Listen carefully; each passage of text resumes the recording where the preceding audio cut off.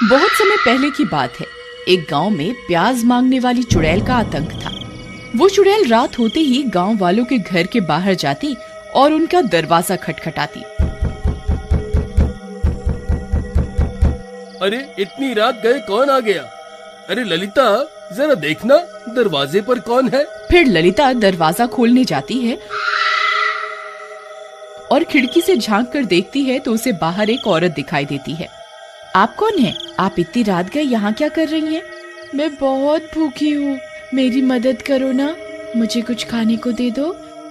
लेकिन हमने जो बनाया था वो तो हम खा चुके हैं, अब खाने को कुछ नहीं है। एक काम करो, एक रोटी ही बना दो और साथ में एक प्याज दे दो, मैं उसी से अपनी भूख मिटा लूंगी।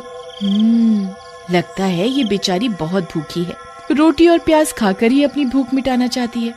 ठीक है, तुम यहीं रुको 5 मिनट, मैं तुम्हारे लिए रोटी बना कर लाती हूँ।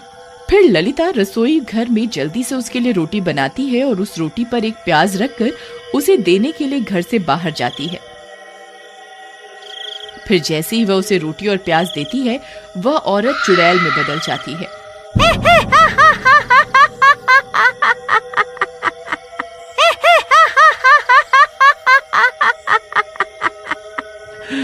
ये रोटी और प्याज तो सिर्फ बहाना था, मुझे तो तुझे इस घर से बाहर निकालना था।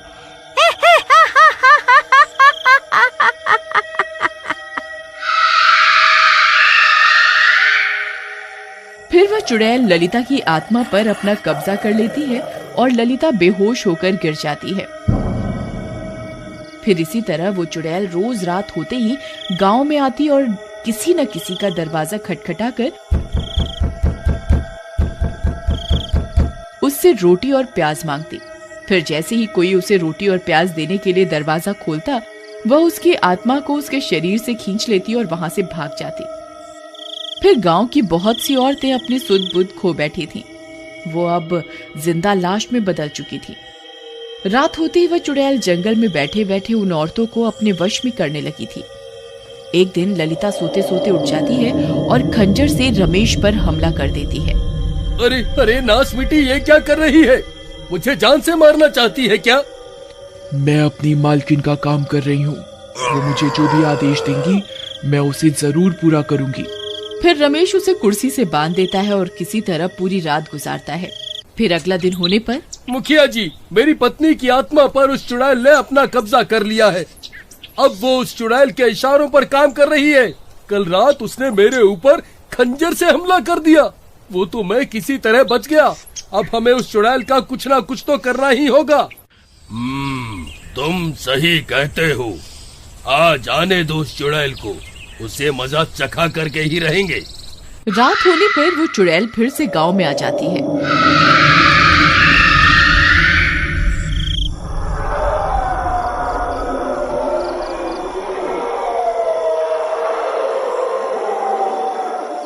और एक गांव वाले का दरवाजा खटखटाने लगती है। मैं बहुत भूखी हूँ, कृपा करके मुझे कुछ खाने को दे दो। शिवा पहचान जाता है कि वो औरत चुड़ैल है। वह पहले से ही औरत का भेष बदल कर बैठा होता है। फिर शिवा उसके लिए रोटी और एक प्याज लेकर बाहर जाता है।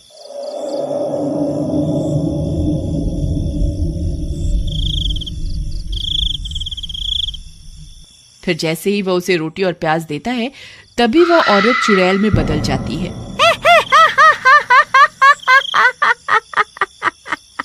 मुझे रोटी और प्याज नहीं, तेरी जरूरत है।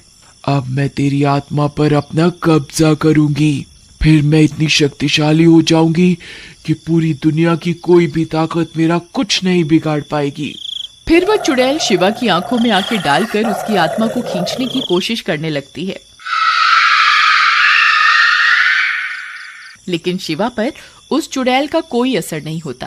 अरे ये क्या, मैं तेरी आत्मा को अपने वश में क्यों नहीं कर पा रही? ऐसा कैसे हो सकता है? क्योंकि मैं औरत नहीं, मर्द हूँ। तेरा यह काला जादू मुझ पर काम नहीं करेगा। तभी शिवा सभी गांव वालों को भी वहां बुला लेता है। सब गांव वाले हाथों में मशाल लेकर वहां पहुंच जाते हैं।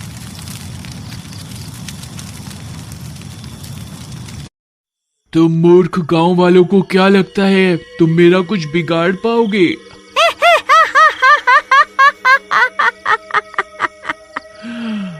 तुम मेरा कुछ नहीं बिगाड़ सकते। फिर वह चुड़ैल अपनी शक्तियों से ललिता को वहां बुला लेती है। ललिता की आत्मा चुड़ैल के कब्जे में होने की वजह से उस चुड़ैल के वश में होती है। ए गांव वालों, खबरदार, किसी ने मेरी मालकिन को हाथ लगाने की कोशिश भी की तो मैं उसका सिर उसके धड़ से अलग कर दूंगी। अरे रमेश भाई, अपनी पत्नी को कुछ समझाओ, वह ये सब ठीक नहीं कर रही है। ये चुड़ैल बहुत मुश्किलों से हमारे हाथ आई है, आज हम इसे यहाँ से बच के जाने नहीं दे सकते हैं। अरे प्रीतम, ये सब तुम क्या कर रही हो? अरे चल हट यहाँ से, मैं कोई तेरी प्रियतम नहीं हूँ। मैं अभी तुम गांव वालों को मजा चखाती हूँ। फिर ललिता रमेश पर हमला कर देती है।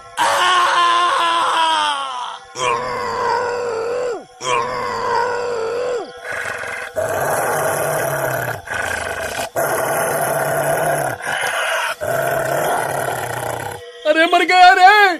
अरे कोई मुझे बचाओ, मेरी पत्नी तो पागल हो गई है। अरे कमबख्त, रुक जाओ, ये सब क्या कर रही है? मुझे कच्चा खाना चाहती है क्या? अरे गांव वालों, मेरी जान बचाओ, नहीं तो ये पागल औरत मुझे मार डालेगी।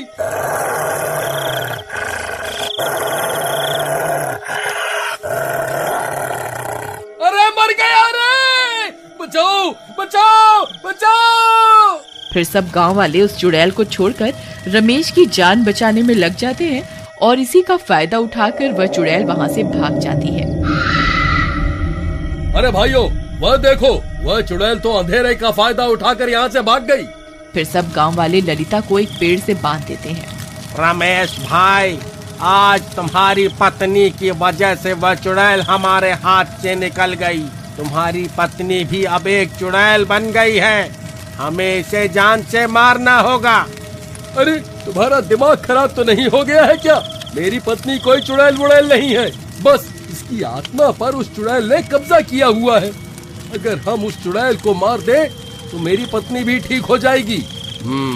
लेकिन वह चुड़ैल तो भाग गई, अब क्या करें? अब तो वह चौकन्नी हो गई होगी, अब उसे पकड़ना बहुत मुश्किल हो गया है। मैं कल फिर से औरत का भेष बदल लूंगा, फिर जैसे ही वो रोटी प्याज मांगने आएगी हम उसे पकड़ लेंगे।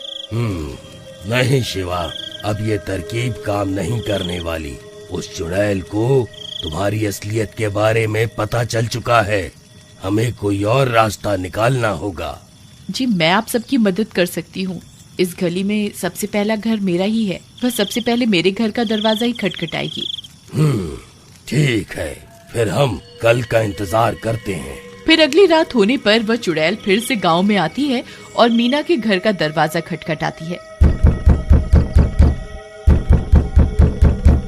मीना खिड़की से झांककर उस औरत को देख लेती है और समझ जाती है कि वह एक चुड़ैल है। फिर वह औरत उससे भी रोटी और प्याज मांगती है। मैं बहुत भूखी हूँ, मेरी मदद करो ना, मुझे कुछ खाने को दे दो। एक काम करो, एक रोटी ही बना दो और साथ में एक प्याज दे दो, मैं उसी से अपनी भूख मिटा लूंगी। मीना उसके लिए रोटी और प्याज लेकर बाहर जाती है। फिर उसके बाहर जाते ही वह चुड़ैल उसकी आंखों में आंखें डालकर उसकी आत्मा को खींचने लगती है।